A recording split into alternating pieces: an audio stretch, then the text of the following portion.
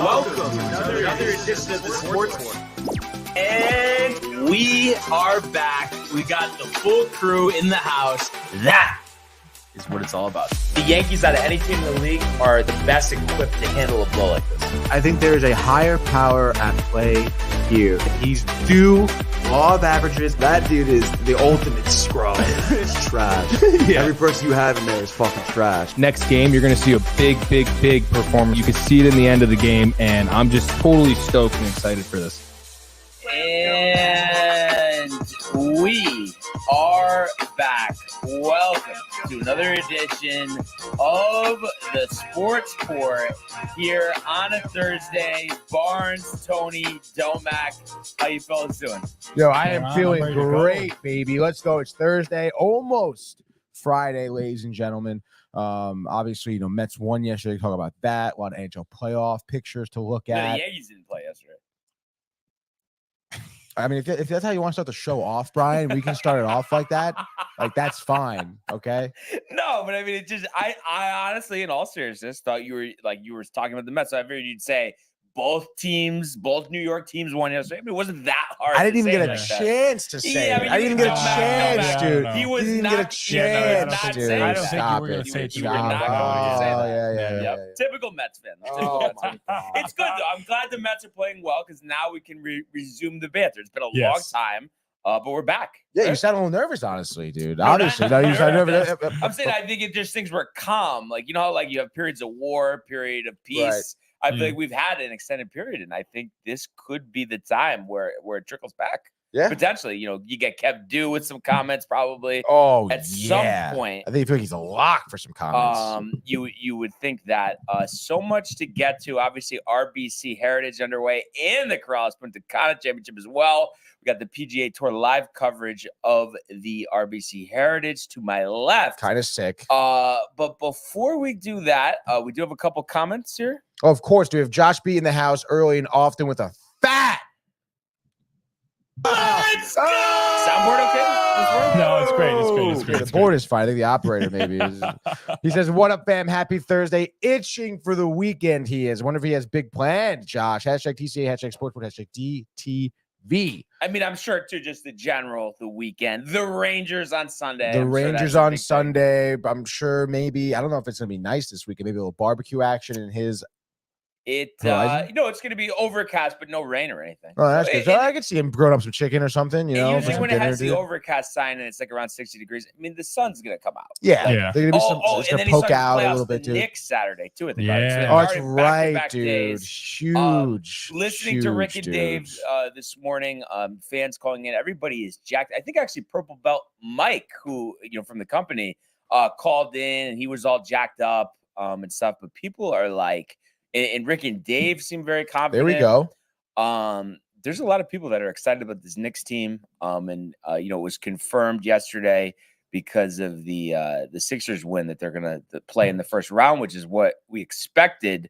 And I think that'll be a good series. I mean, Domac's our NBA insider. I mean, you think that'll be an attractive series to watch? That'll be a 6 series because with Embiid, we don't know how he's going to play because supposedly it seems like he's playing a little hobbled and he didn't really play too well last night. Yeah. I feel like his whole career he's played hobbled. He's always hobbled. I mean, he's always had a foot problem, I feel, right? Yeah, that's what he did at the start. And then this year he did was his knee? Yeah, it was his knee. And I think it's been his knee at some point the last 3 years.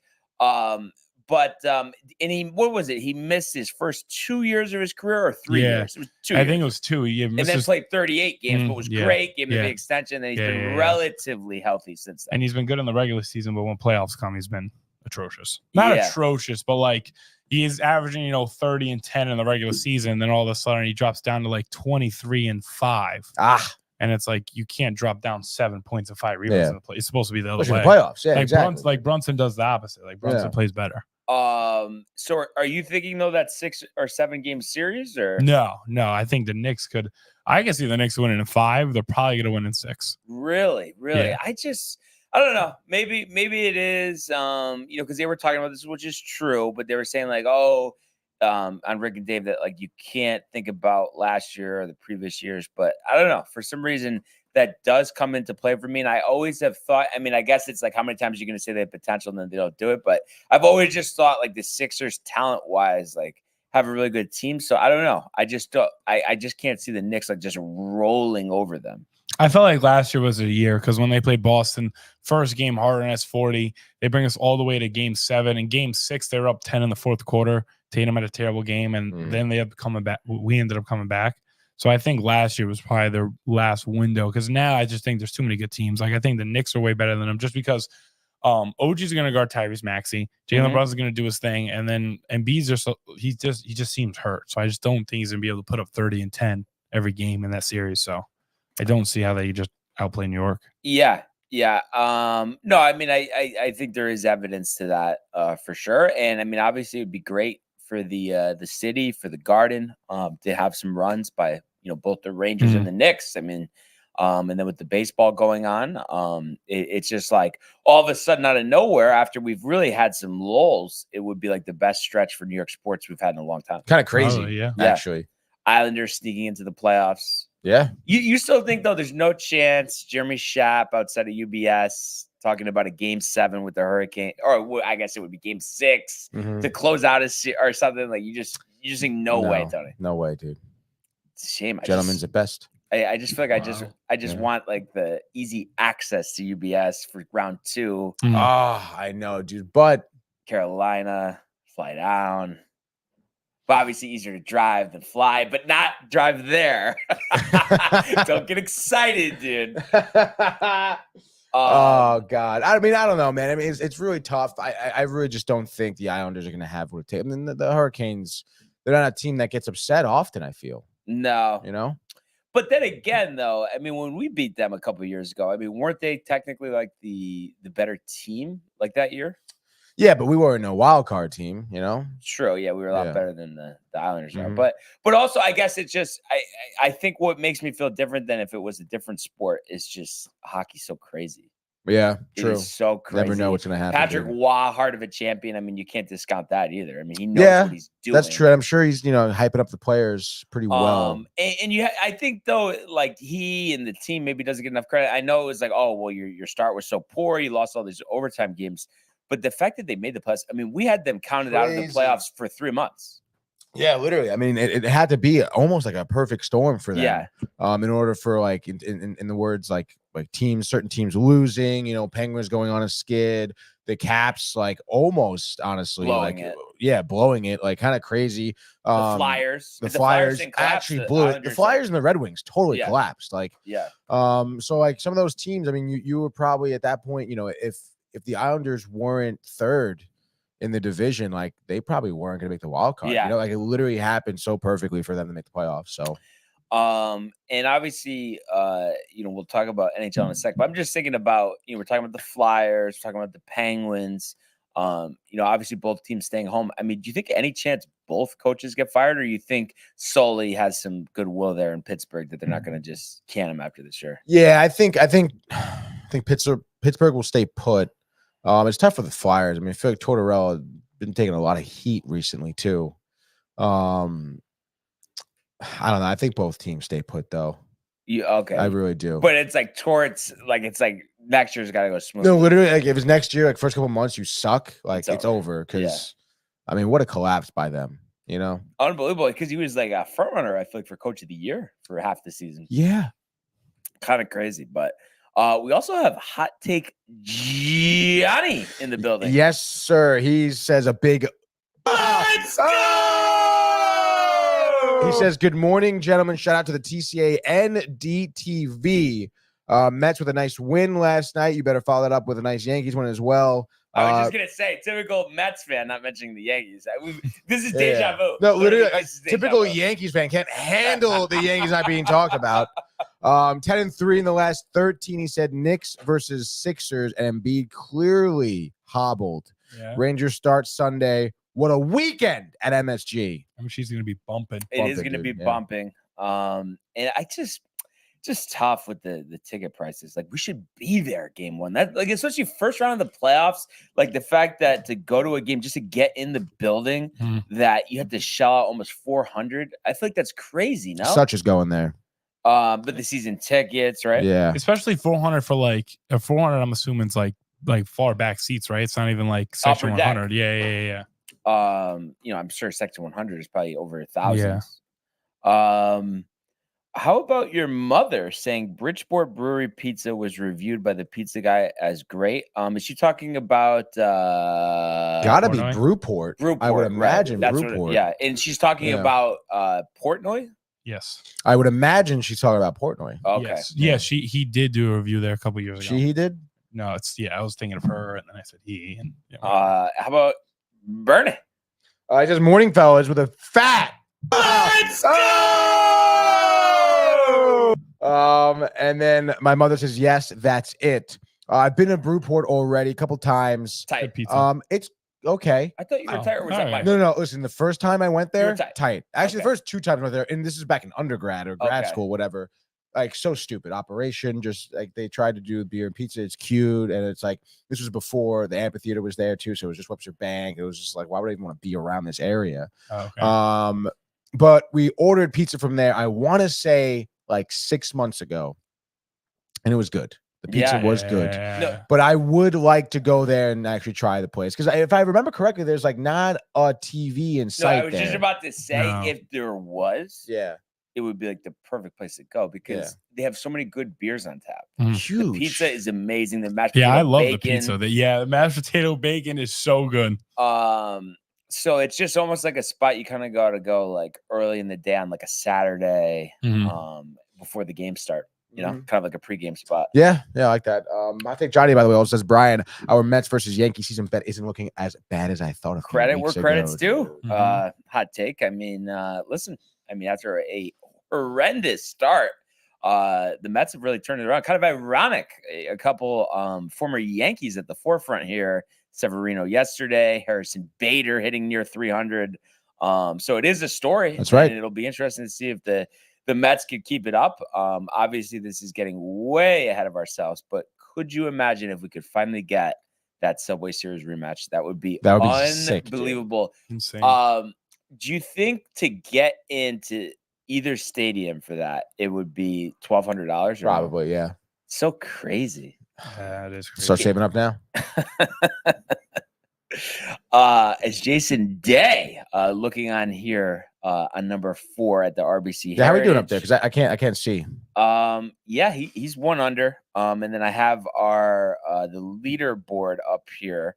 So right now, sitting atop the RBC Heritage leaderboard, we have on our Alejandro Tosti is 4 under through 11. So it looks like he's from Argentina, and his fellow countryman, Emiliano Grillo, is 3 under, as well as Cam Young. So that's your top of the leaderboard here. You also have Eric Cole, who has been on the PGA Tour live coverage right now. He's sitting at 2 under. Tony Finau is 1 under. Chris Kirk's 1 under. Jason Day is 1 under. Matthew Pavone is even. Cam Davis even as well. Nice. So right now, you have 22 golfers out on the course, but also a bunch of guys teeing off right now, including Lucas Glover, Keegan Bradley, JT Poston, Scotty Scheffler in about 10 minutes, along with Jordan Spieth. Following them, you have Wyndham Clark, Sahith Theegala, Max Homa, Tommy Fleetwood, Justin Thomas. So a lot of big names coming up here. They're showing the leaderboard now. The shot looks like it's a beautiful day here. Hilton Head, South Carolina. I definitely really want to golf there. And it would be amazing. I don't know what the deal is if this is a public course or not. But that would be great. What's the name of the course? It is the Harbor Town Golf Links. I want to say it's public, maybe. And then also, let me see if this will load here. I was just gonna give an update here on the Corrales Punta Cana Championship. Wow. Right now, Adam Long is 6 under through 13 holes. So he's 2 shots clear of a slew of golfers at 4 under par here, including Troy Merritt, Callum Tarran, not as many obviously big names here. Alternate event. Francisco Molinari is playing in this. He's 2 under. They don't have any tee so times is today. Billy Horschel, Justin Suh as well. So, obviously always an opportunity. How about Matthew Fitzpatrick's brother, Alex? Wow. Playing in the DR for this one as well. Looks like it's 86 degrees. So must be nice to be there as Keegan Bradley hits his first tee shot here. Let's go. I did fade him though, Tony. So let's not go. Let's go. Oh, you faded him? I went with Ashke Bahadia in a head-to-head. It looks like that one's in the rough. That's a good head-to-head, Keegan, I don't know if you've noticed, Tony, he has been really struggling this year. I have noticed. And really just in general, since the win at the Travelers, just has not performed. So this is a big tournament for him to try to turn things around. By the way, do you know which course specifically this is for? Because I guess there's 3 separate. What's the options? I have Atlantic Dunes. Yep. Harbor Town. Golf Links. Harbor Town Golf Links. Is the Golf Links? Yeah. All right. Well, if you want a morning tee time, it's $528. But it is public. That's the point. Point you're trying to make. A couple shekels. If you had the choice, like Rangers playoff game or play here? Rangers playoff game 2 at the Garden. Good seats. Game 2. I feel like that changes my answer. No, I don't. The game doesn't matter as long as it's not like they're down. Right. It's a blowout or whatever. But if it's good seats, Rangers. If it's in the nosebleeds, I'd rather play the Scores. Wow. Because it's just bullshit. I should have to be up in the upper section. It's not. Well, all right. Well, hold on now. Whoa. Row one. Has to behind the goalie. That's it. I want to be in the penalty box the whole game. That's a lot of money to play golf, bud. Jeez. It is. As Jason Day remains at 100, narrowly missing a birdie. And it's like the earlier you go, the more expensive it gets. Yeah. No, it's insane. It really is. Adam Schenk almost chips it in off the green here, but he'll have a tap in par to remain at even. He's on number 6 right now. Hot Take Johnny also says, I remember 2000 Mets versus Yankees. I was a young man then. What a fun time in New York. The excitement was unreal. It would be awesome if they met again in the World Series. Yes, it would. And I so remember this, and I know you were a little young, Tony, but both teams, like post-game press conferences, actively rooting for it, saying, okay, like we did our job tonight. Yankees got to win later. Like we really want this matchup. Like they're actually talking about it in the lead up to the World Series. No way, dude. That's sick. It was awesome. It was awesome. Speaking of golf, though, so you said details are set for your Sunday tournament. What do we got? Yes, dude. So I got pairing and all so far, which is pretty solid. Let me just hold on. Let's just open up the group chat here. So I'm paired up with it's actually cool how they did the pairs here. Because they set them up with 2 like alumni and 2 current players, which is kind of cool. So current rugby players. Okay, gotcha. So it's kind of cool because then you get, obviously you get to meet the player and kind of play with him. So I'm with 2 guys I don't even know who are current players, and then Coin, who I graduated with, which is going to be sick. And then tee time start at 10:30, $72 a person. We have confirmed 25 to 28 people. Nice. Yeah. Dude. Nice. There you go. So it's gonna be pretty solid. I'm hyped, dude. So 10:30 getting out there. 10:30, and then it's a best between ball. 11:30. Yes. Okay. Best ball, Grassy Hill. Let's go. You're pumped up. You're not as pumped up for Grassy Hill.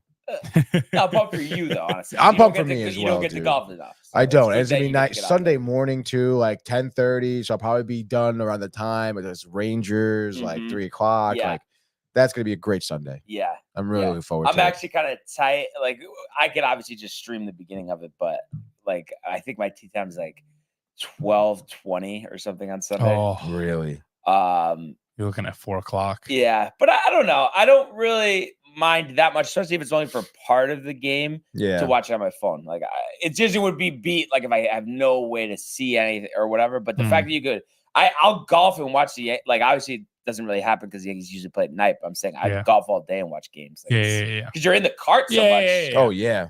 That's what I was doing yesterday, which is actually a good segue here to go to the world of Major League Baseball.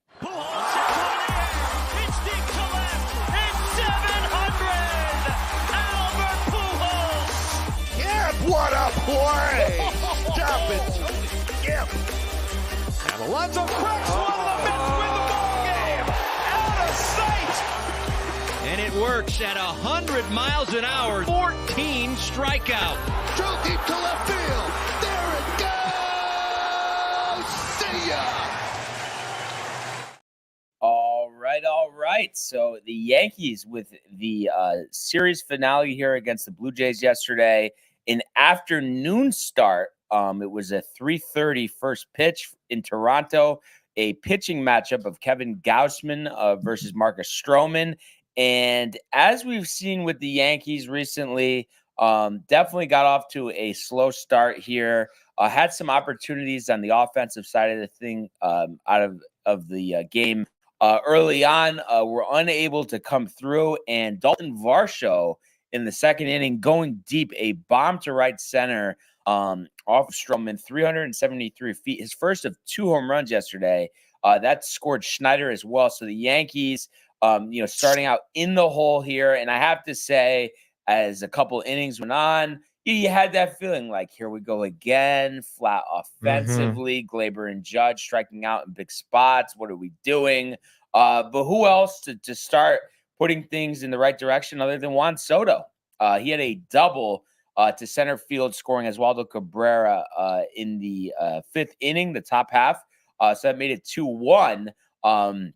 So that, obviously gave the Yankees a little momentum here. But Marcus Stroman, running into some trouble in the 6th inning. Yankees have to go to the bullpen. They bring in Caleb Ferguson, who ends up giving up another home run here. Ferguson sucks, by the way, to dude. Varsho. Ferguson right now has a 5.87 ERA. Because he gave up runs against Toronto when we saw them in the home opener too. He did. So yeah, not off to the best start quite yet.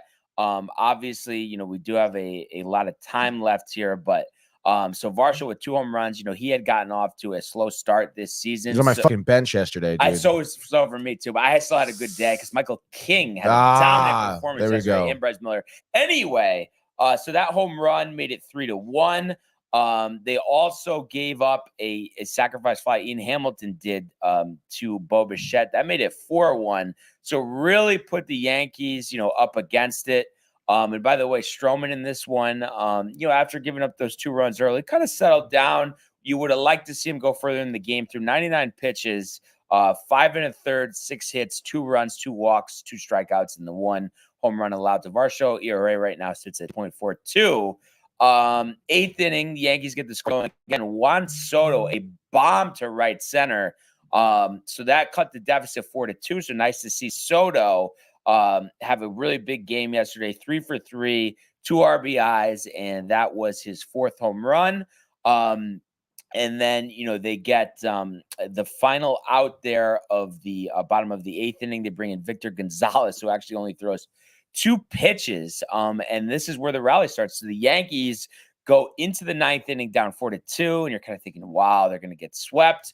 But Jordan Romano, who came back from the injured list, made his debut yesterday, unavailable. They want to press him 2 days in a row early. So they have to go to former Mariner reliever Eric Swanson, who pitches only 1/3 of an inning, gives up 3 runs.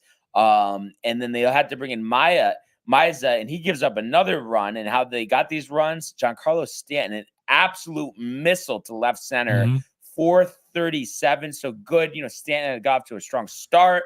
And then a couple games kind of struggling. Earlier in this game, he struck out at a ball in the dirt, but a huge home run here to make it 4-3. And then the Yankees, get an Alex Verdugo double, in a Gleyber Torres single. So they had 2nd and 3rd, nobody out. Jose Trevino, the big hit. And he's been heating up after a terrible start. So that tied the game at 4. But the big blow, the Yankees had the bases loaded. Aaron Judge up after a Juan Soto walk, which, he does quite well with his great eye. Judge right down the line rips it off of the I guess behind the third base, the padding along the wall there. So it ricochets and allows Jose Trevino and Alex Verdugo to score. That made it 6-4. And then, as he's been solid all year, Clay Holmes works around a 1-out single to collect his 7th save of the year. And the Yankees salvage the final game of this 3-game set, winning 6-4, and brings their record 13-6 as they head home, and they're off today and to begin a weekend series against the Tampa Rays. So, Yankees win. After, losing 3 in a row and really being in danger here, it was nice to see the offense come alive late. And your big names, they're the ones that were the catalysts here, whether you're talking about Juan Soto, and then, of course, Stanton's home run was huge. That really kind of changed the momentum. And then Aaron Judge, he's been really, really struggling. So to get that big hit, I think that's huge for his confidence. And it's just such a better feeling going home, salvaging this last game. And at the end of the day, you felt like, okay, you shouldn't have lost 3 in a row. It's a pain that you finally dropped a series here. But the fact is, through your first 19 games, you're 13-6. Garrett Cole's working his way back. There still is a lot to like here if you're looking at the overall picture. Oh my gosh, yeah. I mean, when you look at this game, especially, I mean, for the first time, I feel like you saw some really great clutch hitting by some of your top guys, like you were saying. I mean, yeah, maybe Stroman didn't give you the best outing, but it wasn't terrible. It wasn't terrible. Especially, I'm content with it. Yeah, exactly. Especially by the standards of terrible Stroman. I mean, it was okay. Yeah. And yeah, your bullpen gets a little banged up, but I mean, to come in here late against a Toronto team that's kind of beating you up a little bit. And like Brian said, you're salvaging this series here. But having, what was it, the 5th inning with that Soto RBI double to put him on the board. And then, Toronto answers back, and the Yankees were able to answer their own again, starting off with Soto, his dinger, and then Stanton, the dinger, and then some clutch hitting with Trevino in there. That was a great hit by him. And like you said, that clearly sparked something in Judge because, he went up there. He had a clutch hit as well to kind of bolster the lead and almost solidify the Yankees win here. So, yeah, you got to be pretty excited about it. I know, maybe your last few games aren't as, exciting as your first few or, your first couple of series here when you had, maybe a little bit of a better start. But regardless, I mean, you're still at 13-6. You still look great. And this is kind of the first time you're seeing Judge's bat come around. And honestly, I feel like the first time you saw like him, Stanton, and Soto both hitting well is like in the same game, Right. And Alex Verdugo. Yeah, exactly. And Verdugo too. So I think there's a lot of good here to look at. And, in terms of, Marcus Stroman, I mean, he's probably going to give you a better start, his next start in the rotation. Ferguson can maybe figure it out too. So, I mean, Ian Hamilton's been good. Yeah, Hamilton's been great. Love Hamilton. I mean, Clay Holmes, 0 ERA. Yeah. What so, else do you want? Uncle Clay, Tony. Uncle Clay, dude. So you got to be still stoked about it. I know maybe like Brian was alluding to, it was just kind of like you salvaged this series. It wasn't what you were expecting, but nonetheless, I think this is a big win to move forward with for sure. Yeah. Yeah. And I just feel like I said with the off day today, it just felt like it was so important to gain momentum back. And the Rays, I don't think they're the best versions of themselves by any means, but you just wanted to go into that series with some confidence, and there's no reason, especially at home, you're the far better team. I mean, this should be an easy 2 out of 3 at the minimum. Mm-hmm. So I just think it was big because I feel like there's a really good feeling now. And the thing that we just really, really need next is like a stretch in a week where Aaron Judge hits 3 or 4 home runs and hits like 350. That happens, then you're back to where you were before this 3-game losing streak, where you didn't really have any concerns. Does that start, you think, against Tampa? Yeah, definitely starts against Tampa. And I was trying to see, so I guess it should be Rodon Sunday because I know you have Clark Schmidt starting tomorrow. The game I'm going to be at Saturday is going to be Nestor. So that would mean just like lining up the rotation. Sunday says Hill. Okay, game day says nobody, which is kind of interesting. But ESPN, I know they messed up. Luis Hill. Yeah. But either way, yeah, if it is Hill, obviously we want to see him, get that control down. But this is just a very winnable series. I really don't think the Rays are a playoff team. And it's just good to get back home here. You had a road trip, that you, I'm trying to think actually, was it just a 2? It was just a 2 series, right?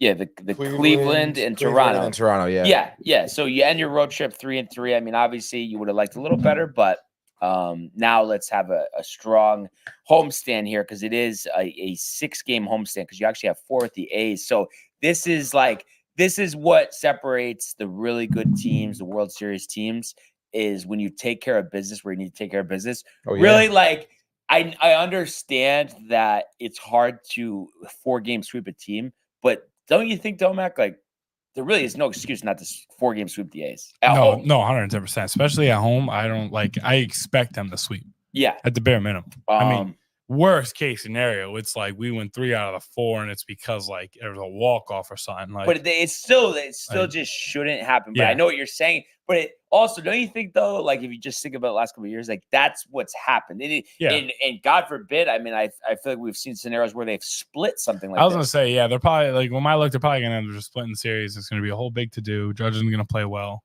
Yeah, but I think he's gonna. I think that hit yesterday was huge for his confidence. I do too, because I was telling Tony before. I was getting real mad once he into that double play. I turned the game off. Yeah, I was so fed up. It was tough though. I do feel like that was perfect shift positioning because he did kind of rip that. It just wasn't like it was going down. It was a liner that was going down instead of going up, and that's why it was a double play. I was getting so frustrated down 2-0 at the time. I was like, I'm turning the game off. And then I saw they came back, and I was like, nice. But, yeah. Turn the game off. So Bernie's saying, Tony, after golf, are you hosting sushi making show? Yeah, dude. What's that about? Manny and I were talking about it last night on Binge Buddies of making our own sushi. Because I guess he went to I forget where he went to get sushi last night for dinner, but then we started going about sushi, whatever. I'm like, oh, dude, we should make our own, film it here. You don't have to cook anything. Yeah, but you really think making your own though? You've done it? No, I never have. Always wanted to. Though. Have you? You feel like it seems like you don't want to. You seems like you're disgusted by the notion. You know what it is, honestly. Let's just be real. I don't really enjoy cooking. No. I think if I had like a yard with a grill, I would be good with that. Maybe get like the practice chipping thing going, and then walk in between, like practice my chipping. I would love that. Nice day, like I'm all for that. But in the kitchen, no. It's just I don't need to, like Riley pretend I'm on some cooking show. Like I'm not gonna do that. Like you enjoy it though, it seems like. I love cooking. Yeah, I do really enjoy cooking. Now would you say that is it more though, like for the pinnacle for you, is that when you enjoy cooking the most, is it at home, like the traditional meals and stuff, like with your family? Like is that the cooking that you enjoy the most, or you still do enjoy it like at your apartment now, like just your midweek meal? Yeah, no, I mean it's way better at home. Yeah, way better. I mean in every sense of the word too. Even just like the facility. I mean, obviously my mom, my mom's kitchen at home is freaking huge. Yeah, there's like I have like good pots and pans that are big enough to like hold all the food I'm making and shit like that. So, I think that's why it's a little bit better. My house now is crowded. Not like so. You almost don't enjoy it at all. Dude, I actually haven't cooked in my house in fucking months. Really? Honestly, dude. Yeah. Like actually meal prepped. So what have you been doing? Yeah, what have you been eating? Mike and I eat a lot. Yeah, eat out a lot. Mike makes me sandwiches a lot often too. I'll make like little meals here and there. Chips for dinner last night? Literally had chips and like some Girl Scout cookies for dinner at their gaming corner. Yeah. How many days a week would you say that's your dinner? Oh. Is like just a once or twice a week thing? Yeah, maybe twice, maybe depending on the and like schedule. Recently, what's the thing that you've had for dinner the most, like takeout or whatever? Pizza from or just like it's the pizza tour every time. It probably, honestly, we've been trying to get Beverly's down. Okay, dude, they still fuck up the goddamn well done. Can you just let me order it, Tony? Like I don't get it, dude. Literally, like we've been doing well done. It never comes well done. And then Mike's like, yo, just like say extra crispy. Okay. I was gonna say extra crispy. Same shit. Not even. And then, dude, the last time I was like, hey, last time I ordered it well done, it wasn't even crispy. Or like, can you make sure it's like well done, please? Yeah, sure. Tell the guy. Not well done enough. He probably doesn't like it like that.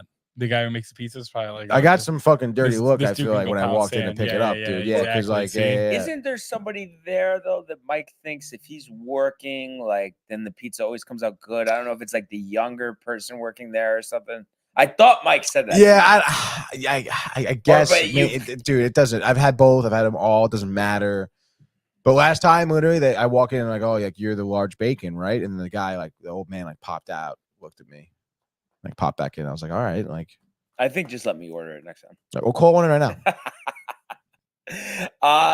The back it up Binge podcast says, "Good morning, gents." Is that like Dean's burner account with the Orioles logo in there? Like what? I don't know what Back It Up Binge podcast. Never heard of it, dude. But I appreciate you guys tuning in right now. Yeah. Another fellow podcast. Yeah. I would imagine, this guy's an Oriole fan. So that's pretty cool, Yeah. Yeah, exactly. Yeah, dude. Jordan Spieth for par here, tapping it in. So he pars the first hole here, and he was my pick to win this tournament. And I really think just with 3 majors left in the season, and Spieth, not off to a great start this year, I think it's just really paramount that he has a strong tournament here. I like to miss the cut as Eric Cole almost moves to 4 under here, which would have been 4 birdies in his first 5 holes, but the ball just skates by. But I really do think it's paramount for these guys, like Justin Thomas as well, Tony, that are struggling to really start riding the ship. That's what these tournaments are. And I know this is elevated, so this is more important, but any of the tournaments, whether they're elevated or not, in between the majors, that's where you really grind your teeth, work on your game. And you really hope for them, that's what happens here, Yeah, I mean, very interesting field, honestly. I mean, who do you think ends up coming out? Who did you even pick, dude? To win? I just Spieth. Oh, it was Spieth. Right. That's right, dude. I picked Homa. Yeah, and you picked Aubert. Yeah, Aubert, yes. Who I don't think has haven't even seen him start. Yeah. Scotty missed a birdie putt on 1. He's teeing off at 2 now. Is he still even? He is even. Very narrow driving area here. Galleries on both sides. Seems like this is a very well tended tournament, as that should be right down the pipe here. Looks like that's going to carry out to about 300 yards and is in the fairway. So the 547 yard par 5 on number 2. He's off to a good start. And before we move on with the baseball, we're just going to see what Jordan Spieth does here. He's 18 under on this number 2 throughout 28 career rounds. And he's 30th on the PGA Tour in terms of stroke gains off the tee at 0.388. So we'll see what Jordan Spieth can do here off the tee. Takes the club back, and that one looks pretty good as well. Almost a similar spot to where Scotty hit it. And yes, that will be, he outdrives Scotty maybe about by 15 yards. So a good start here for Jordan Spieth. Don't you think, though? I mean, he's been struggling. He has a good history here. I mean, this is his week, no? It's got to be. I don't know, dude. What? Well, first of all, what are you struggling though? What was it? What was it? I noticed these things. Yeah. Tony's just funny. It's actually so funny because we still haven't talked about what was funny the other day to you. Yeah, I know. Which was actually hilarious. Yeah. Well, because you know what, you're so quick to leave after the show, But we can't just share it with our viewing audience. No, we really can't do it. Not that one. Hitting one in the water here on 14. So that's in the water? Tough. Yes, but he is leading at 500 still. At the moment, obviously, you would expect him to drop a shot. And right now, Eric Cole and Mackenzie Hughes, the Canadian, are both 3 under here in the early going. Chris Kirk chipping on the par 3, and he chips it over the green, which is interesting. So he's going to have, a putt that's about 10 feet off the fringe here to save par, which, you wouldn't think that would be the case as Toasty goes to look for his ball, but little does he know it is submerged in the pond, and he's going to have to take a drop. But he's on the other side of the green in the pine straw, looking for it, which is kind of interesting. They do the replay of his shot here, and let's see what this or was this his shot or was this someone else's? Okay, I think that was a different. Okay, yeah, that was someone else's shot. But anyway. That's where we are in the early going as the cracking up continues. Tony hitting the hashish before the show. But that being said, what do you got? The Mets, the sweep, Sevy, give me something. So let's freaking go, dude. The Mets with the sweep. Finally, first sweep of the season. Hot Take Giants said it earlier. They've won 10 of the last 13 games here. And sometimes in pretty dramatic fashion. And I don't want to say maybe the Mets are listening to the sports report every morning, but I'm pretty sure, I said yesterday that because all these wins are kind of come from behind, 3-2, maybe a 6-5 victory. But the Mets haven't had a dominant offensive victory of a significant deficit or disparity in score. And then obviously, your pitcher has not gone, 6 innings yet. And what do you know, dude? Sevy yesterday, 6 innings, 5 hits, 1 earned, 1 run, not unearned, 3 walks, 4 Ks. Obviously, we'd like to still bring down his walks because I feel like he probably averages 3 walks a game, I want to say, at this point, maybe even more than that. And then the Mets win 9-1. So they did everything I kind of asked them to do yesterday, which I thought was kind of funny. But looking at this game here, I feel like the Mets kind of set themselves up for victory pretty early on, because I feel like Nimmo lead off, gets a hit, ends up getting stranded, but nonetheless, second inning, I think Alvarez had a nice hit, stole a bag as well. It just seemed like their offense from a few players was already kind of churning, because we've seen so many of these these Mets games, have such late scoring. And I guess you can say this one kind of did anyway. But, through the first 3 innings, Severino was pretty clean. That fastball was locating. He was hammering it up and away, getting a lot of swing and misses on that one. Having some nice backdoor sliders with some great movement. Made Rowdy Tellez look like a freaking fool a few times. But nonetheless, we're going to go to the third period where the Mets do, as they have been so much this season, giving up the first run of the game. But you saw Severino gave up his first run. Actually, I guess Reynolds reaching an infield single. That was a tough play. I think McNeil ended up picking up a Lindor. I forget who, but there was no throw, no play at first. So, because of that, Davis scores as Reynolds reached the first, but I think they turn a nice double play right afterwards to get the inning out. Sevy pumped up. And so the Mets, turn a couple double plays yesterday. And then as the Mets actually do so well this season that they answer, I feel like in the same inning where their opposing team scores. So we go to the bottom of the third. I believe it was a leadoff walk. Zach Short was the leadoff walk. Falter walked him, and then Marte just takes a hanging curveball, just absolute yard, 383 feet to left center, which hit the fence, gave it the call basically, and that was a nice 2-run homer, dude, to put the Mets up 1. And then we're gonna go to bottom of the 6th here, which was pretty great inning for the Mets. Dude, Tyrone Taylor, who got the start in right field, clutch hitting, he's been hitting so well, honestly, this season. Ever since spring training, he's found his bat. And again, it's a 1-run game here. He takes a 4-seamer to center field to score Lindor and Alonso. That was a great play there. But before that too, again, the Mets setting yourself up, I believe, runners were Alonso and Lindor were on first and second. Jeff McNeil comes up, sacrifice bunt, move the runners up, and that allows 2 runs to score on the Taylor single, which is great. Again, that's some great situational baseball fundamentals. The sack bunt. I mean, I feel like you don't see a lot of that nowadays, dude. The sack bunt to move up the runners. So some great old school baseball, I guess, by Mendoza. You gotta give him credit there. Then of course, same inning, Harrison Bader, first home run as a Met. Takes that yard. I think it was maybe another curveball. No, it was a cutter. That was kind of up and in. He turns his hands on it, and that scored Taylor. So that was a 2-run homer right there. Made it 6-1. And then bottom of the 8th, I mean, the Mets at that point just started really tacking it on. Alvarez grounded to a fielder's choice. Alonso scored off of there. Alonso showcasing some speed and athleticism, by the way. The headfirst dive into home was almost called out. Called safe. They even reviewed it. Confirmed the play on the field there. And you saw Alonso too early in the game, had a nice diving catch at first base. He's been looking more athletic this season. Love to see that from him. Sporting some because we've seen some kerfuffles from him on the bags a few times, getting caught in pickles, being too slow, whatever. But I think he's being a lot more decisive around the bags there. So you have to see that. And then I think we had Grant Hartwig came in to close out the game.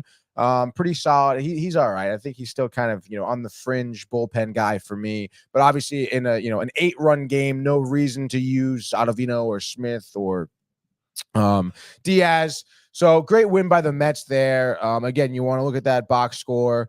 You had Nimmo 2 for 5 with 2 RBIs. Again, has been killing it in the leadoff position, I feel, being super aggressive. Marte with the dinger at the DH spot, 1 for 5. Lindor was 1 for 4 with a hit yesterday, which I don't know, 1 for 4 may not be great, but for him right now, it's pretty solid. It really is. Jeff McNeil with that, clutch sack bunt, as well as going 1 for 3. Tyrone Taylor Dude, batting 341, 2 RBIs yesterday, 3 for 4 at the plate, dude. Like, just phenomenal production out of him, 341. Wow. So great production out of him. And again, like started in right field, I feel like that could be a good mix between him and Marte. Because look at Marte, DH spot, probably doesn't have to exert as much energy, has more power at the plate, hits a home run. You know? Yeah, I think you want Marte in the field as little as possible. He's just waiting to have an injury. Literally. And then you're going to lose his bat, which clearly is helping you a little bit here. And then again, Bader, first dinger as a Met. Love to see that. Did he do his patent? I don't know. Just like, you know what I'm talking about? Like when he swings, like it's like the same swing, whether he pops it up in the infield or hits a home run. You know what I'm talking about? Yeah, it seems like every time he makes contact and he's hitting a home run, he like jacks up. Literally. Yeah. And he like almost like fucking flexes. He like literally after he swings. Yeah. Like it's crazy, dude. But you gotta love the production out of him, and I guess he brings a certain type of energy.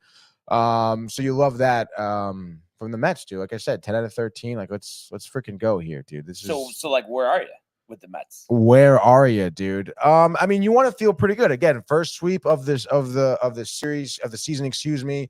I was telling Domac too, and I said a little bit about it yesterday. You know, the Braves, the Pirates, these past 2 series where you've been good. You know, both these teams did a lot to help you win. You know, Pirates made mistakes in the field. Obviously, we saw the Braves do that as well. I think this West Coast trip is going to be a big litmus test for me, Brian. Because you have Dodgers on the road and you have Giants on the road.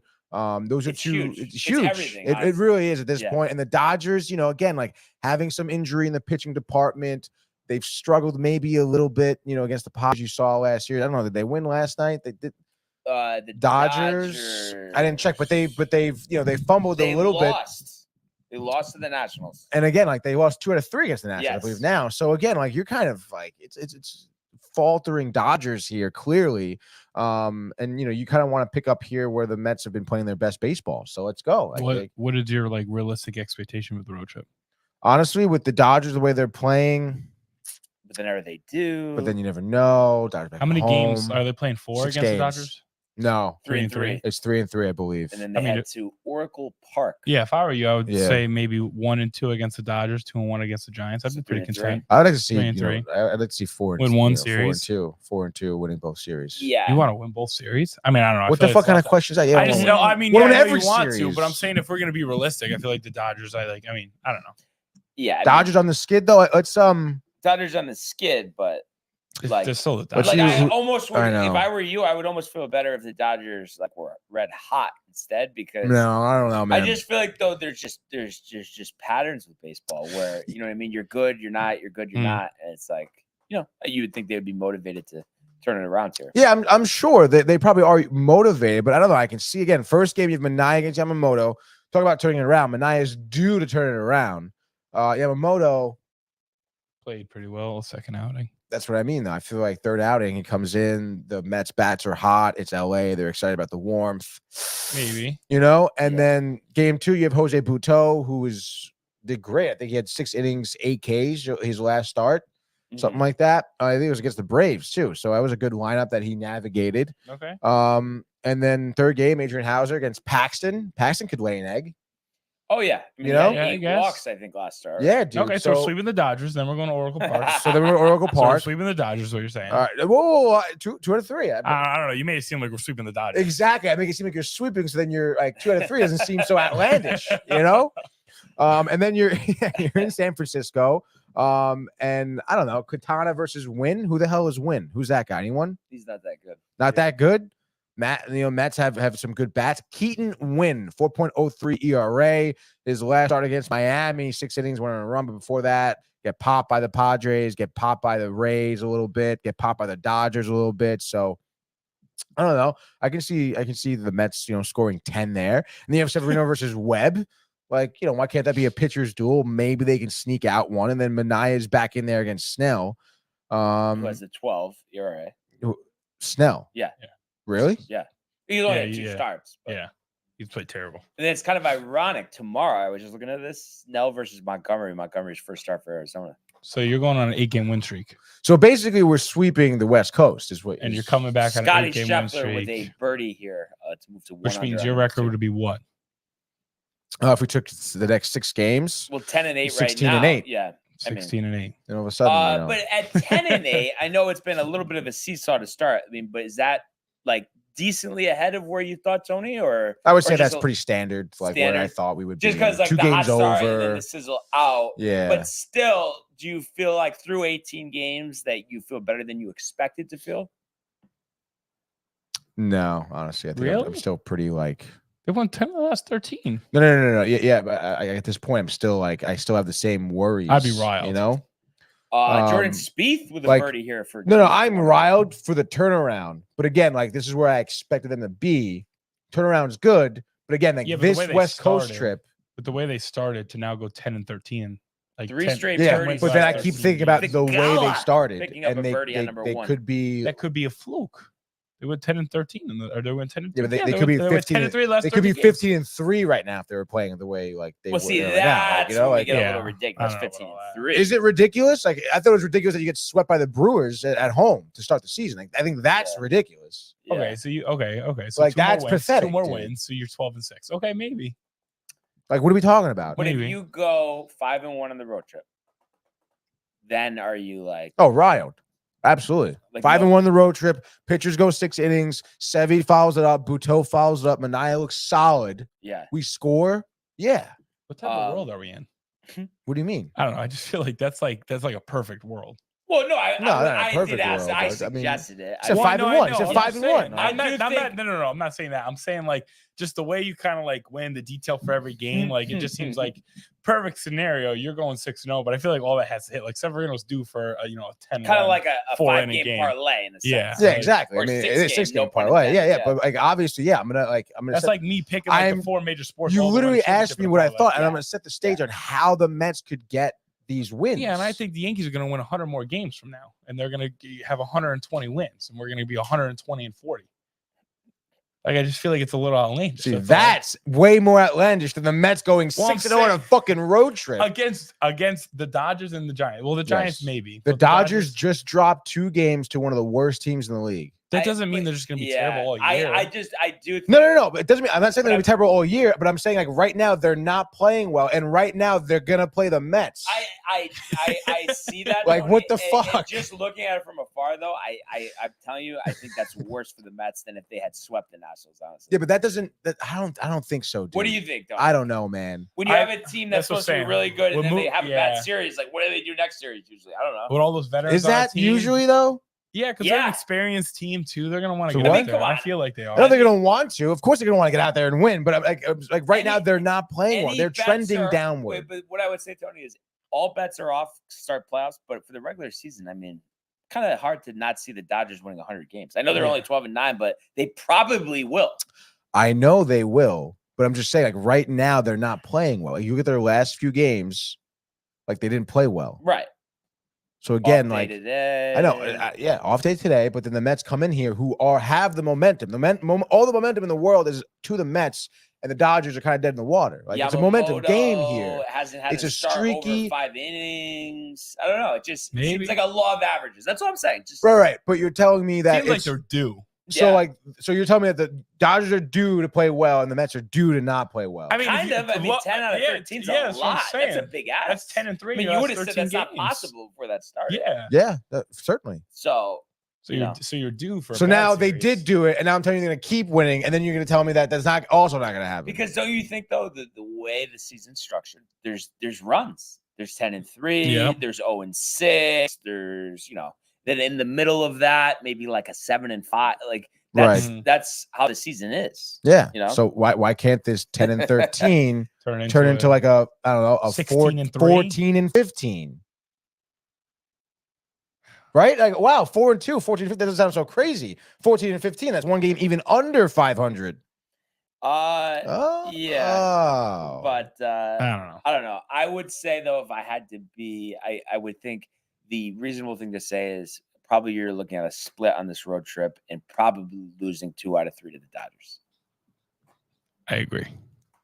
I don't think that's bad. Yeah, I don't think that's that 13-6 in your last 19. Yeah, I know that's still. I'm not saying that it's bad. I'm content by any sense of the word. I'm sure you're content as a Yankee fan. Sure. Yeah, definitely, dude. But also, would you say I know it's only been a few starts, but has your opinion, hopes, changed at all for Severino? Yeah, I think so a little bit. Again, I still feel like he's like at any point he could give up a home run. But listen, I think he showed a lot of control. Still, I know 6 innings, threw a lot of pitches though. But you got to be excited about that. And the walks are a little bit of an issue, dude. I mean, I guess, so like I said, to start the game off, I mean, he had that pinpoint on the fastball. His slider was working really well. But again, when he gets into like control trouble, he gets just a little erratic with his pitches and they start getting outside the zone, which is, I guess, okay. But I just feel like there's just bound to leave a fastball over the middle, which his fastball at 96, I mean, you can't really afford to leave that over the middle. But I guess it's good that he's been erroring outside the strike zone on his mislocations, which maybe that's his type of adjustment.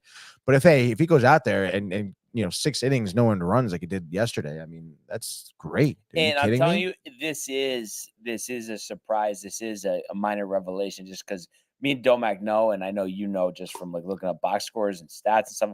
He was one of the worst pitchers in the American League last year. Yeah, crazy. So to do this is impressive. Very impressive. So he's due for a bad outing. Yeah. No, to do all this is so great, but his next outing. Well, he is on my fantasy team, so that changes things a little bit. He's due. Yeah. Some of you guys are all biased. No, but all pitchers. It's all biased. No, all biased. All pitchers are due. All pitchers. No, but I'm saying if they're right, you know what I'm saying? Like all pitchers are going to have a bad outing, throughout the season. Yeah. Sevy's already had one. No, but in all honest, I'm really like, this isn't slanted. This is honest. Like he was so bad last year, and you would think typically, okay, coming to this year, I would hate to see him like succeed. I don't feel like that at all. And I honestly think he's going to have a good year. I really do, just because he's always had the arm as long as he stays healthy. Last year was the first year where he was healthy for obviously when he was pitching, but he just didn't have the performance. And I really do think you're looking at a sub-4 ERA and 20 starts out of Severino this year, honestly. But his next start, though, he's not going to do well. Is it against the Giants? Dodgers, I think. No, can't be against the Dodgers. He just pitched. It has to be against the Giants. Yeah, I think you're right. Where the hell is that schedule? I just had it up. Yeah, it is 23rd. So yeah, I do think that ballpark too, Tony, he can get away with like a couple fly balls, Oh yeah, definitely, dude. So yeah, that'll be interesting to see what happens. But what's nice?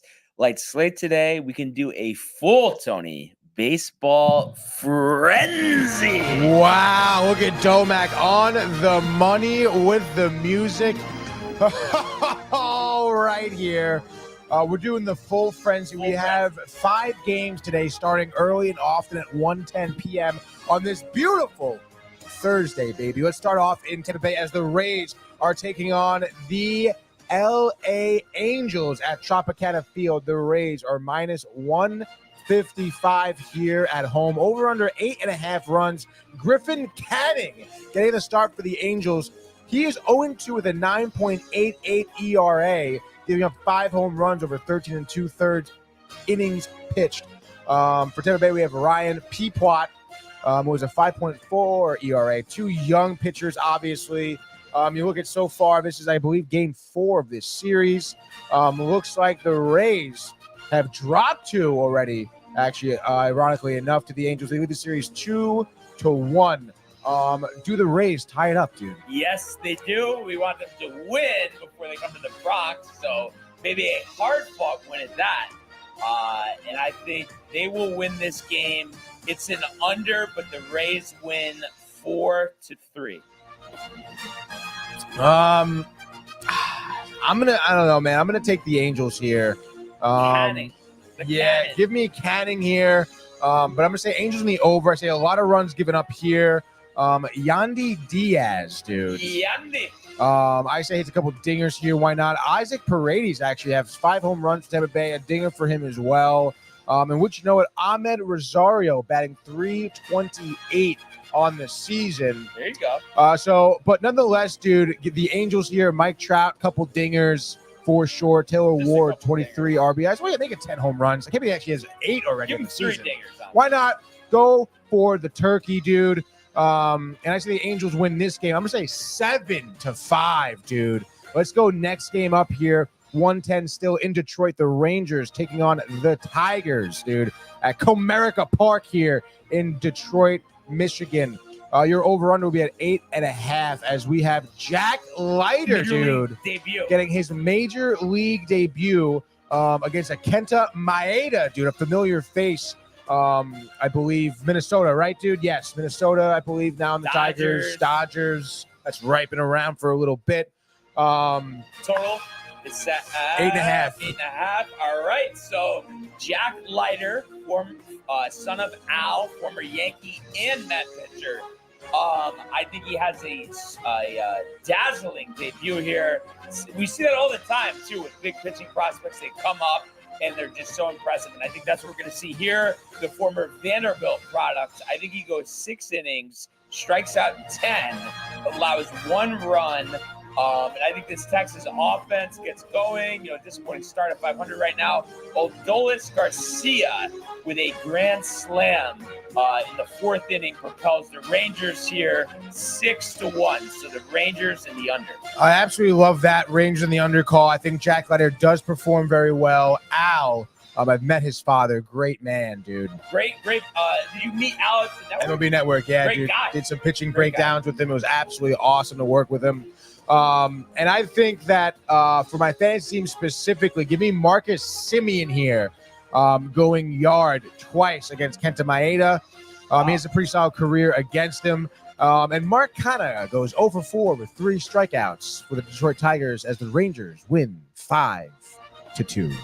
All right, next game up here. Let's go 135 on Nesson, the Boston Red Sox here. -115 at home in Fenway Park. They're going to be playing the Cleveland Guardians over under 8.5. You have Cookie Carrasco on the mound, due to lay an egg here for the Guardians against Brennan Bernardino for the Red Sox. Riley has to be riled here. Tyler O'Neill, 7 home runs in the season. What do you got? Not that riled, though, because Rafael Devers out of the lineup in this one. Some shoulder discomfort. Did DH yesterday, but he's been banged up in the early going. However, Tony, I was also to take the Guardians, but then you said Carrasco, and I just feel like him, the monster, Fenway Park, bad matchup here. So I'm going to take my first over here. I'm going to say Jared Duran hitting for the cycle, 3 stolen bases in a wild game, but the Red Sox win 9-6. So Red Sox in the over. Love it. I'm going to go for my second over today as the Red Sox hammer their way, take a piece of the cookie themselves. Carrasco, 3 2/3, 5 earned runs to start that game.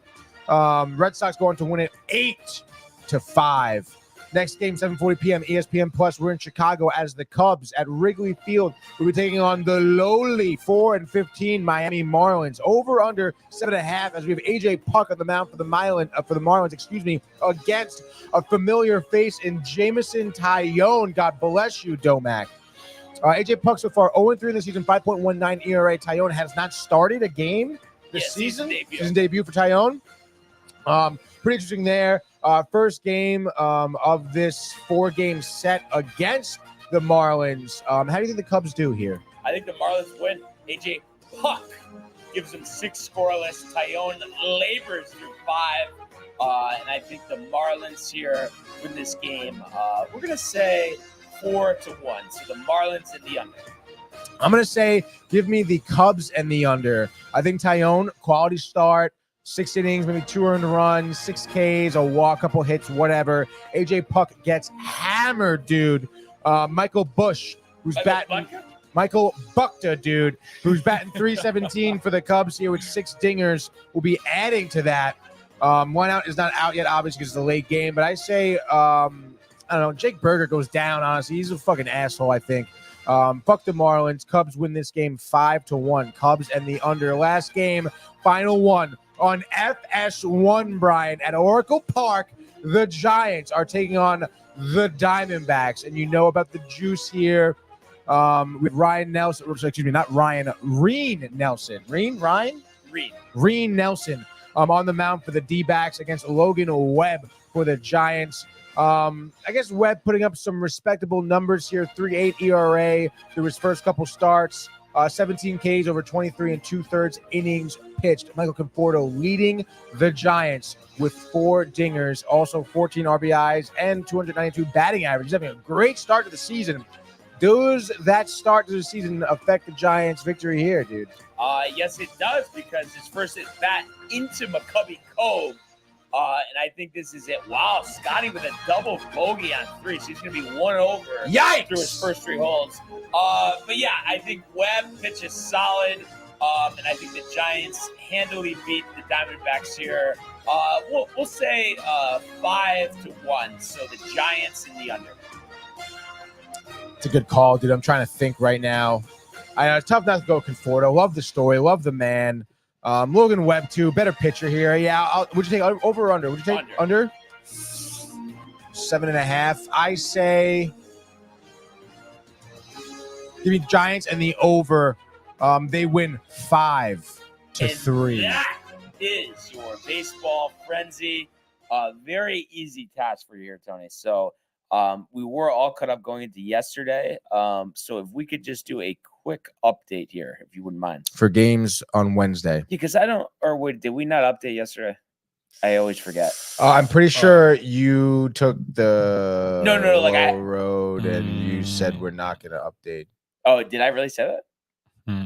Definitely. I don't recall, we definitely to did be an update. honest. We definitely did an update. We didn't. Okay. All right. So we got time. Let's just update quick. So we can go to Tuesday night, Tony. Tuesday night MLB. Yep. You ready? Yeah. What do you got? This is for you? Yep. Yankees in the over. 1-1. Royals in the under. Royals. Postponed. Dodgers in the over. Dodgers and the over. Oh, was the over 8.5? Hold on, stand by.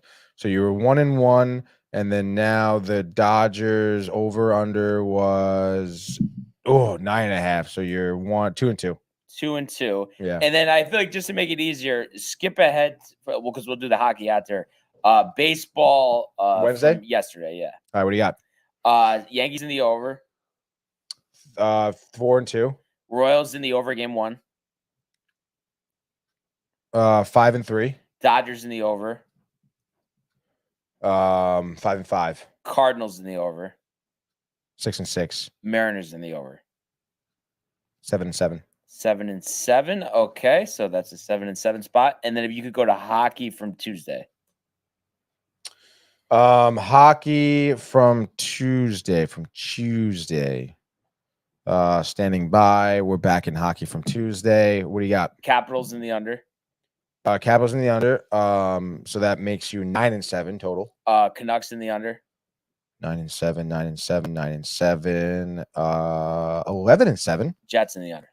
11-7, 11-7, 11-7. 12-8. 12-8. Okay, so that brings me 12-8 spot. 330 and 289, and then we'll go to you. Baseball Tuesday when you're ready.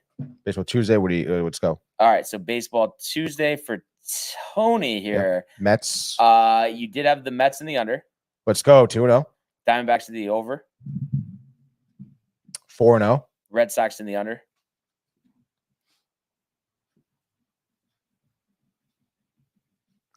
4-2. And then baseball yesterday. Okay. Mets in the under. 5-3. Padres in the over. 5-5. Royals game 2 in the under. 6-6. 6-6. Okay, and then hockey from Tuesday. Hockey on Tuesday. Yep. The Red Wings in the under. 7-7. Hurricanes in the under. 7-9. Maple Leafs in the over. 8-10. 8-10. All right, so that's 340 or 3. And you had 2 extra games. That's right. Yep, and 276. So even with that, you're still up by only. Does that even make sense? No. No. Oh, okay. Yeah. Never mind. You're good. Yeah, you're up by 13 games. Okay. Anyway, Tony. That being said, let's go to the world of the National Hockey League. speed. Here he comes. McDavid shoots. Top shelf. He scores. Captain with the overtime winner. That's a nail quick. That's a world-class hit right here. Tomsky stepping. Rink Washington made the full split save. Are you kidding me? Turn. Side of the net. Between the legs and they score. Filthy. David Pastrnak. The silver trophy to the Golden Knights. All right. So we were there watching the Rangers on opening night, Tony, and this is the final night of the NHL season. And one thing that I am a little perplexed by, they set Rangers game 1, Sunday at 3, but they haven't done the rest of the series. But isn't after yesterday everything set, or is there still that one seeding thing we were talking about? In the West, yes. What is it again? Is it the I Stars? believe it's between the Kings and the Predators. For what though? The second, is it between The wild card, second and the first wild card. Wild card. Okay. Yeah. Gotcha. So the Kings play tonight, and they're 2 points behind the Predators. But see, this is what I wasn't exactly sure about, because I know the tiebreaker goes to regular season wins. Yep. So if the Kings play tonight and they win in regulation, they'll have 99 points tied with the Nashville Predators, and they'll also have 38 regulation wins, which is also tied with the Predators. So I don't know if at that point it just goes to It has to. You think so? Has to, yeah. I mean, it could go to point differential. Could, but I don't think it does. You think it does? Yeah, if I had to guess. I don't even know how I would tiebreakers. Third tiebreaker in hockey NHL playoff seedings. The greater number of games won, obviously that's regulation wins. And then, it goes to the greater number of games won, excluding games won by shootout. Stop it. That's crazy. That would be that's basically regulation wins again, though. So obviously, the few number of games played, superior point percentage.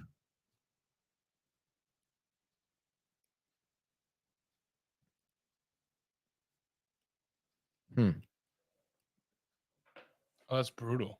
That is kind of brutal. Yeah. So you're telling me my team might not make the playoffs just because we won more games in overtime or in shootouts compared to regulation? Yeah. So if beat. So number of regulation and overtime wins. Regulation and overtime. Oh. Well, but then at this point, if the Kings win no matter what, then the Predators will then the standings will stay. Right? Because if the tiebreaker goes to regulation and overtime wins or whatever, without shootouts, like the Predators have that. So that would be the third tiebreaker. Okay. Gotcha. So now that we have some clarity on that. I think so anyway. Honestly, it really, even diving more so into it this season. I mean, I know they probably changed this probably 5-6 years ago, but still it's kind of ridiculously confusing. Well, yeah, it's give us the series schedule with the Rangers. Like, what are we doing? This is a Western, it's like they're so the TV partners. Yeah. Right. It's what's going to be so different? I mean, you would imagine it's just every other day though from Sunday. Okay, so it's going to be Sunday, who are the top two Tuesday, in the West, Thursday, Saturday. Top 2 teams in the West. Yeah, because I'm saying that's who is going to play the Kings and the Predators. Where is it? Okay. Stars?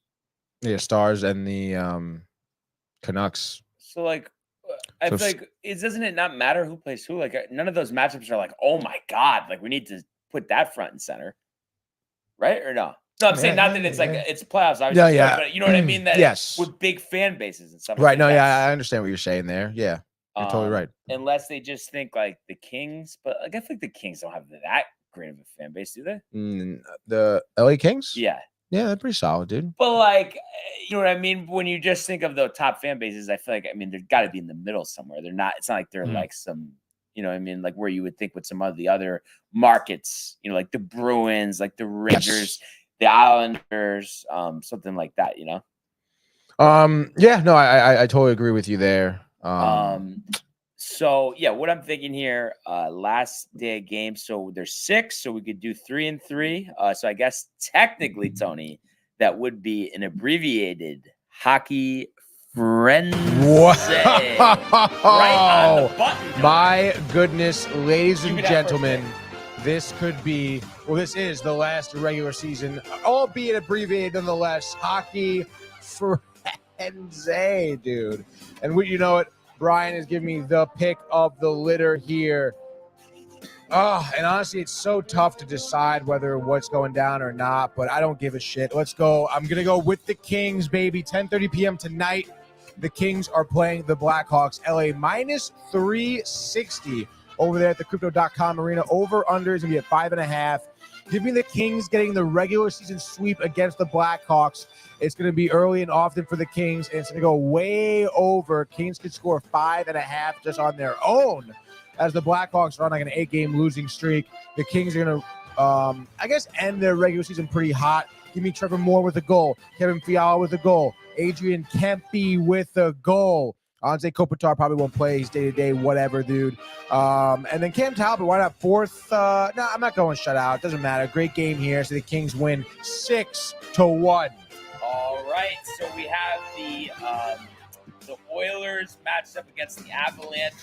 Both teams, looking to win 50 games, both sitting at 49, and gotta go with the Avs here. Love the Oilers, but I think the Avs are the better team. This could be a matchup we see late in the playoffs here, but I think we got some high scoring.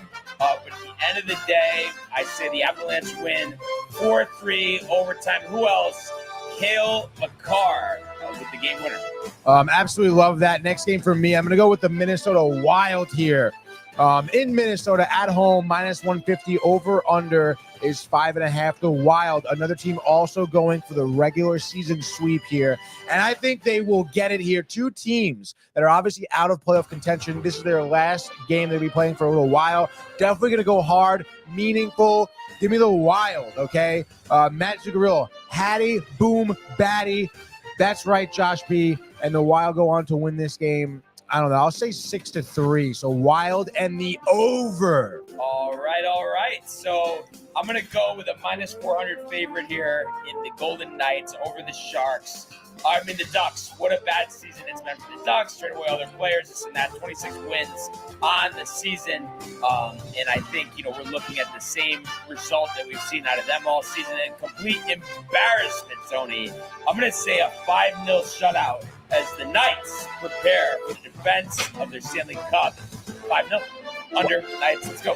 Wow, dude. Let's go. Last and final pick here for me.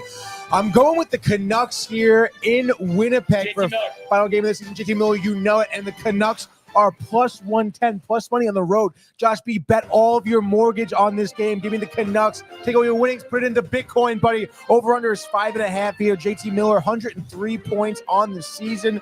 Brock Bozier, Quinn Hughes, so freaking good. And, of course, Connor Hellebuck. One at the 6th shutout of the year for him. Even if he does start, I don't even matter. Give me, sorry, not Connor Hellebuck. Thatcher Demko, the 6th shutout. Give me the Canucks here. They win, so 5-0. Canucks in the under, dude. Under. And I'm going to go over with the Sharks here. Why not? Been a brutal year. They do get the number 1 pick, though, which bodes well for them. And their leading scorer here, Mikkel Granlund, with the Josh B. Hattie Boom Batty. 5-4 in overtime. He scores the game winner. The Sharks end the season on a high note. And that is your hockey frenzy. Great job, guys. What a frenzy, dude. What a season. What a season for the National Hockey League. I mean, obviously, playoffs starting Sunday were jacked, but it is crazy that the season's over. Dude, it really is, by the way. I totally forgot that Demko is out. Is he going to be back for the playoffs? I think so. Thatcher, Demko, Sumsdor in return as Canucks clinch Pacific Division. Come back. Vancouver, this is when was this published here? 20 hours ago. When beat the Calgary Flames, whatever, dude. Just, God, dude. Let's look at. Let's see if he plays. Hockey reference, stand by. Last 5 games, 460. Oh, he did come back. Interesting, because ESPN still had him listed on the IR. Yeah, they're not good with that. Sometimes. What the fudge, bro? Yeah, I don't know. All right, dude. But yeah, other than that, we do have a change up top here. Austin Eckroat now tied with Mackenzie Hughes at 4 under par. Eckroat through 14 holes, Hughes through 9. And the leader for most of the morning was Alejandro Tosti. He's now in a tie for 7th after a double bogey on 14. So that's disappointing for the Argentinian. Jordan Spieth off to a scorching start, Tony. 3 under par here through his first 4 holes. Scorching. So it'll be interesting to see if he can continue this through. So he hit the Gala 2 under through 3. Jason Day 2 under through 8. JT Poston 2 under through 4. Lucas Glover 1 under through 5. Max Homa 1 under through 2. Very early on here, Tony Finau even par through his first 10 holes. And teeing off right now, Ashke Bahadia and Will Zalatoris. So they will get on the course. And how about this? Right now, I mean, there's only 35 golfers out on the course, but Scotty Scheffler tied second to last of all the golfers on the course right now, 1 over through 4. But as we've seen many times with him, I'm sure that will turn around rather quickly. Yes, it will. Do you honestly, though, what do you think he ends up with? Like, you think he today? Yeah. I think he'll shoot like 68, 69 at least, right? That's so annoying. Wait, what do you mean? Like how he can like mess up like with and still shoot really well. Oh, I thought you were a Scotty guy, no? No, I know. I'm saying like for me as another golfer. Yeah, it's like it's hard like, to oh my god, the dude. mental aspect of that. Yes. Yeah. So yeah, and before we wrap up here, Jason Day, 12'2" for birdie. Will he make it here? Number 9, looking to go to 3 under on the front. He will 9, not, and he makes it. Whoa, Jason Day. We've been talking about he's been kind of disappointing, a resurging year last year. He's headed to the back 9 at 3 under par, inside the top 5. So a great start to his tournament so far for Jason Day. We'll see if he can find himself in contention as actually Tony Finau rolls in a birdie here to get him in red figures. He's 1 under. So very early on, but looks like a great day in Harbor Town. Yeah, so that's really what we have here. But once again, would really like to thank everybody who tuned in today and continues to comment, like, and subscribe. All of the archives on the YouTube page, Tony, Michael, Renee, and Jane Costume, the merch at downtimetv.com. We want everybody to enjoy the day, enjoy the games, and we will see you mañana. Hey guys, Tony here from Downtime TV checking in. I want to thank all our fans out there who's been liking, subscribing, sharing our content. You guys are the best. You guys are our bloodline. You make us love what we do. Thanks again.